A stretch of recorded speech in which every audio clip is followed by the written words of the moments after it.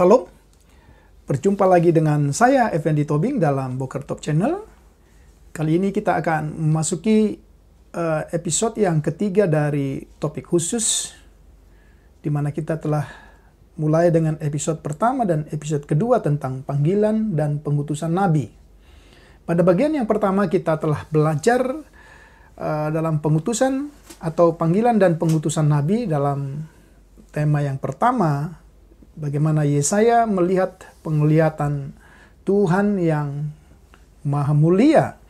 Kemudian bagian yang kedua kita telah juga membahas tentang bagaimana Tuhan menguduskan Yesaya. Dan bagian yang ketiga ini kita akan melihat bagaimana Tuhan mengutus Yesaya.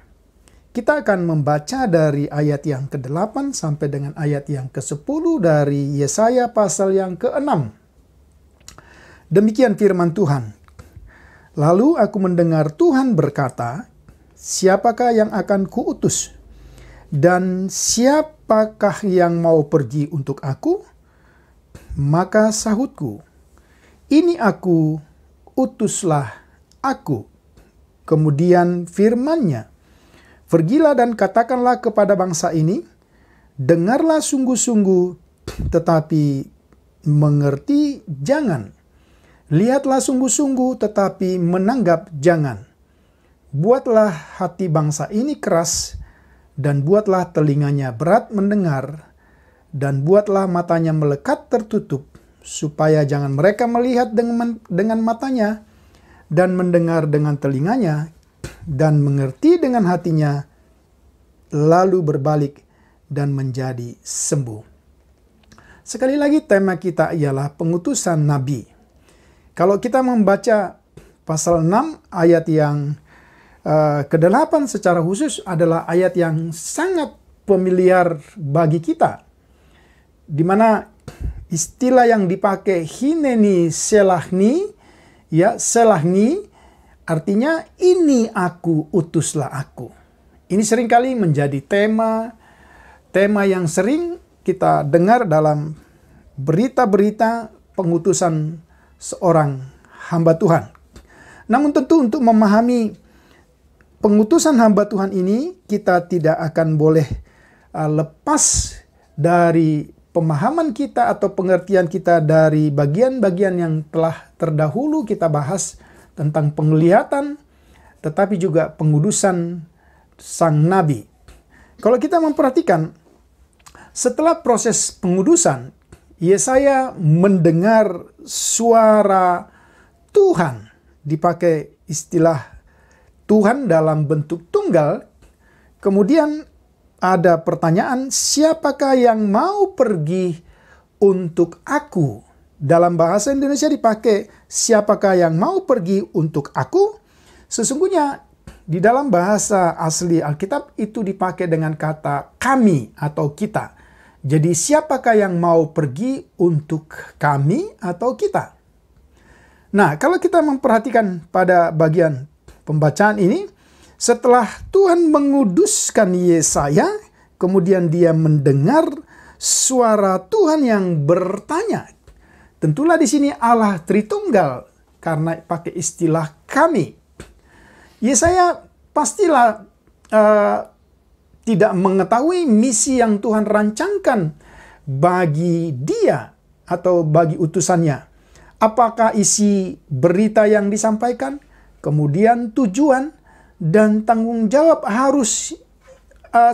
yang harus dia tanggung ketika dia akan memberitakan firman Tuhan ini. Dia sungguh-sungguh tidak memahami, bahkan tidak tahu isi berita yang harus dia sampaikan. Namun kita perhatikan dalam pembacaan ini, setelah mengalami proses penebusan, Yesaya segera memberi respon terhadap pertanyaan Tuhan. Ini satu respon yang luar biasa. Karena dengan sigap dia berkata, "Ini aku, utuslah aku." Nah, ini satu respon yang segera diberikan oleh seorang yang telah mengalami penglihatan tentang kemuliaan Tuhan, kemudian yang mengalami penebusan Tuhan. Kalau kita memperhatikan respon Yesaya dalam konteks ini yang berkata, "Ini aku, utuslah aku," ini tentu berbeda dengan apa yang dilakukan oleh nabi-nabi lain. Misalnya, kalau kita memperhatikan apa yang dilakukan oleh Musa, dia masih menolak, bahkan bernegosiasi dengan Tuhan ketika Tuhan mengutus dia. Begitu juga dengan Yeremia. Kita bisa membaca dalam Yeremia pasal 1 ayat yang ke-6.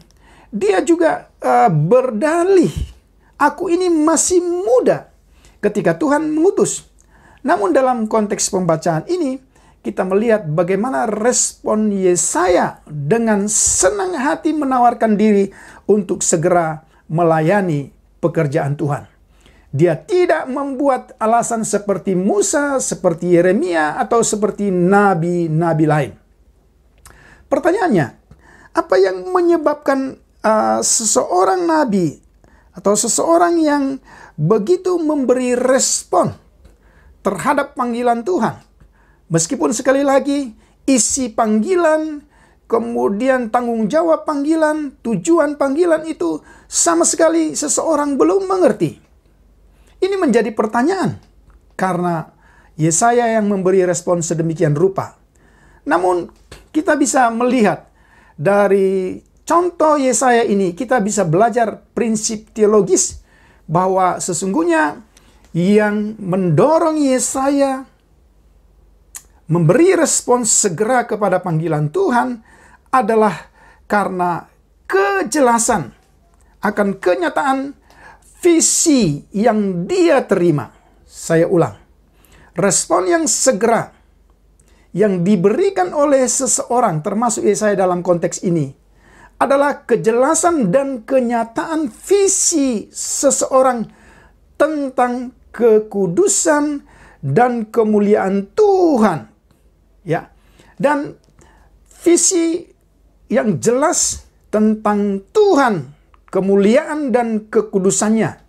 Ini menjadi landasan panggilan yang jelas bagi seseorang. Tanpa adanya pertemuan, encounter seseorang atau tiap pribadi dengan Tuhan, tentulah tidak akan ada respon, tidak akan ada tanggapan terhadap panggilan Tuhan sebagaimana yang Yesaya lakukan. Tetapi Yesaya memberi respon dengan segera tanpa mempertimbangkan resiko yang harus dihadapi. Sekali lagi itu karena ada visi yang jelas tentang siapa Tuhan dan tentang pengalaman kekudusan yang luar biasa yang dialami oleh Yesaya. Itulah yang menjadi landasan respon Yesaya terhadap pengutusan Tuhan.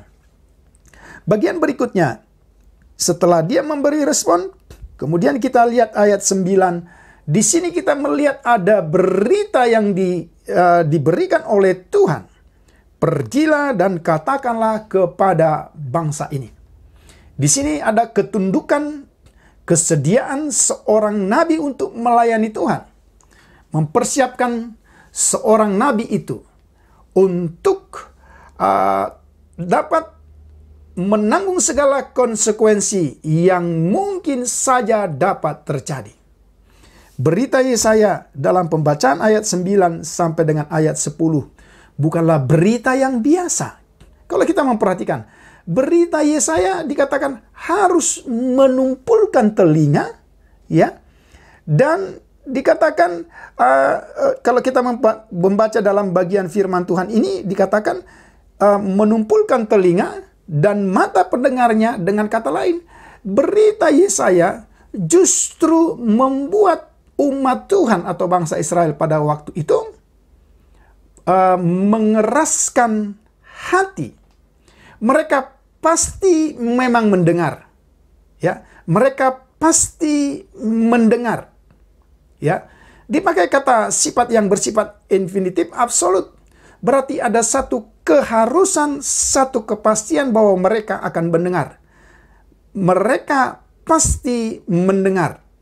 Namun meskipun mereka betul-betul mendengar, tetapi mereka tidak akan melakukannya atau tidak akan memahami. Dengan demikian, ini satu berita yang tidak mudah seperti yang saya katakan tadi. Mengapa Yesaya memberi respon? Kalau dia tahu berita yang dia sampaikan justru membutakan mata, ya, kemudian memberatkan telinga, mengeraskan hati yang mendengar berita itu. Ini bisa kita bandingkan misalnya ketika Tuhan juga mengutus seorang nabi yang bernama Yeskel. Kalau kita membaca dalam Yeskel pasal yang kedua, ayat 1 dan seterusnya, justru di sana juga Tuhan berkata bahwa kamu harus menyampaikan kebenaran firman Tuhan ini, hai anak manusia, meskipun mereka akan mengeraskan hati. Kira-kira ini satu konsekuensi yang dihadapi oleh hamba Tuhan. Kalau kita memberitakan sesuatu, kemudian seseorang itu kemudian mendengar, dan karena pemberitaan kita akan firman Tuhan, kemudian seseorang berubah, bertobat, dan mendapat keselamatan, bukankah kita sebagai pemberita akan bersuka cita memuji Tuhan untuk semua berita yang Tuhan percayakan? Tetapi pertanyaannya, ketika kita memberitakan sesuatu, berita kebenaran firman Tuhan, tetapi Tuhan sendiri katakan bahwa audiens atau pendengar yang akan mendengar berita itu akan buta matanya, ya, akan tuli telinganya, akan keras hatinya. Dan dalam posisi inilah saudara, sebagai pemberita-pemberita dibutuhkan ketaatan kita meskipun ada konsekuensi pemberitaan yang harus kita alami. Kalau kita memperhatikan dalam pembacaan ini, muncul pertanyaannya, mengapa hal itu terjadi? Mengapa justru berita yang seharusnya menggembirakan, yang membuat seseorang berbalik kepada Tuhan, tetapi justru berita yang harus disampaikan justru akan membuat seseorang menutup hidupnya terhadap kebenaran firman Tuhan?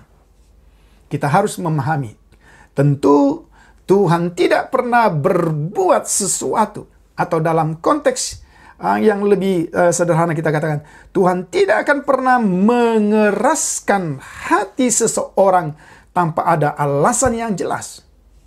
Kalau kita memperhatikan solusi dari persoalan ini, maka kita dapat katakan orang-orang yang mendapat berita ini telah berulang kali memilih untuk menolak mengikuti Tuhan. Sekali lagi saya ulang, supaya kita tidak salah mengerti. Kenapa Tuhan kok bisa mengeraskan hati? Sekali lagi, pendengar-pendengar atau umat Tuhan dalam konteksnya saya telah berkali-kali mendapat kemurahan untuk mendengar berita ini, tetapi mereka memilih untuk menolak Tuhan. Oleh karena itu, Tuhan dalam kedaulatannya memutuskan bahwa waktu ini adalah waktu yang tepat untuk menghukum orang-orang yang keras hati. Bagi kebanyakan dari mereka, ya, itu sudah lewat waktunya untuk bertobat.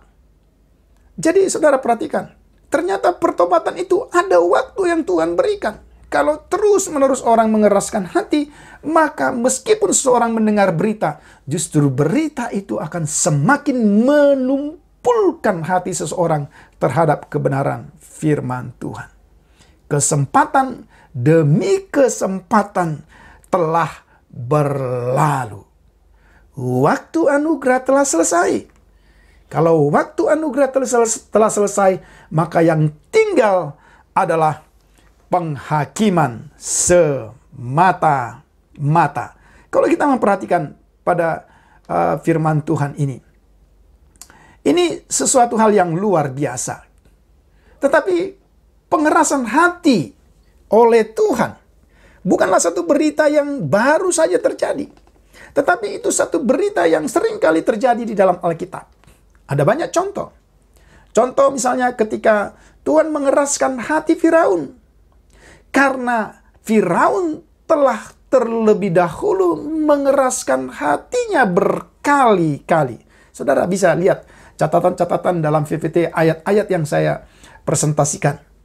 Itu contoh yang pertama. Contoh yang kedua. Tuhan justru membangkitkan semangat jahat di antara Abimelek dan warga kota Sikem.